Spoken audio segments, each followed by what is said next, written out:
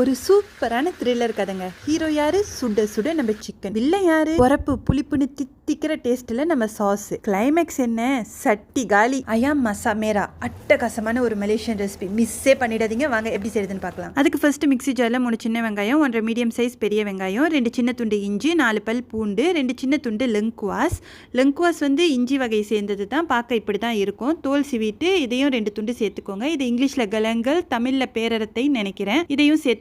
இது அந்த டிஷ்ஷுக்கு நல்ல ஸ்மெல் கொடுக்கும். இதுக்கு பேர் செராய், லெமன் கிராஸ் லீஃப்னு சொல்லுவாங்க. இது பார்க்க இப்படி தான் இருக்கும். இது சின்ன சின்னதாக கட் பண்ணி ஒரு துண்டு சேர்த்துக்கோங்க. செராயும் லெக்வாஸும் இந்த டிஷ்ஷுக்கு ரொம்ப முக்கியம். மிஸ் பண்ணிடாதீங்க. அப்புறம் ஒரு பழுத்த மிளகா சேர்த்துக்கோங்க. கொஞ்சமாக தண்ணி சேர்த்து அரைச்சி பேஸ்ட் பண்ணி எடுத்துக்கோங்க. ஒரு 1/2 kg சிக்கன் மஞ்சள் உப்பு போட்டு கழுவி எடுத்து இந்த மாதிரி பொரிச்சு எடுத்துக்கோங்க. ஒரு 60% குக் ஆனால் போதும்.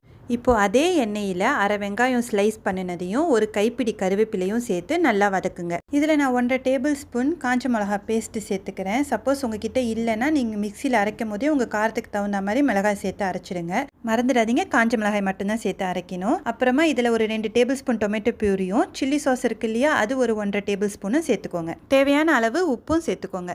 இப்போ வாசத்துக்காக இதுலேயே ஒரு 3 துண்டு செராய் லெமன் கிராஸ் இருக்கு இல்லையா, அதையும் நான் காட்டுற மாதிரி சேர்த்துக்கோங்க.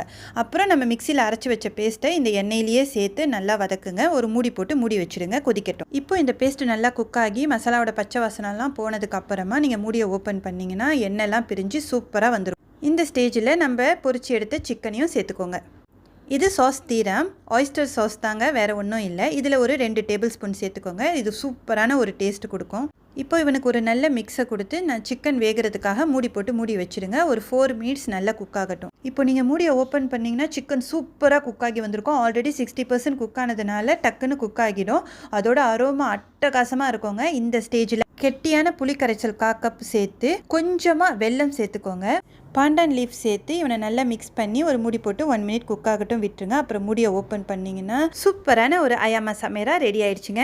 லாஸ்ட்டாக நான் காட்டுற மாதிரி பெரிய வெங்காயத்தை இப்படி ரவுண்டாக ஸ்லைஸ் பண்ணி மேலே வச்சு கொஞ்சமாக மல்லி இலையை மேலாப்பில் தூவி விட்டிங்கன்னா சூப்பராக ரெடி ஆகிட்டாங்க. வெங்காயம் அதிகமாக குக் ஆகிடக்கூடாதுங்க, கொஞ்சம் க்ரன்ச்சியாக இருக்கணும். ஸோ ஒரு 1 மினிட் குக் ஆக விட்டு அடுப்பை ஆஃப் பண்ணிவிடுங்க. அவ்வளோ தாங்க யம்மியான ஒரு மசாமேரா அட்டகாசமாக ரெடி ஆகிடுச்சு. வீடியோ பிடிச்சிருந்தா கண்டிப்பாக லைக் பண்ணி உங்கள் ஃப்ரெண்ட்ஸ் அண்ட் ஃபேமிலி கூட ஷேர் பண்ணுங்கள். சப்ஸ்கிரைப் பண்ண மறந்துடாதீங்க. தேங்க்ஸ் ஃபார் வாட்சிங். அஸ்ஸலாமு அலைக்கும்.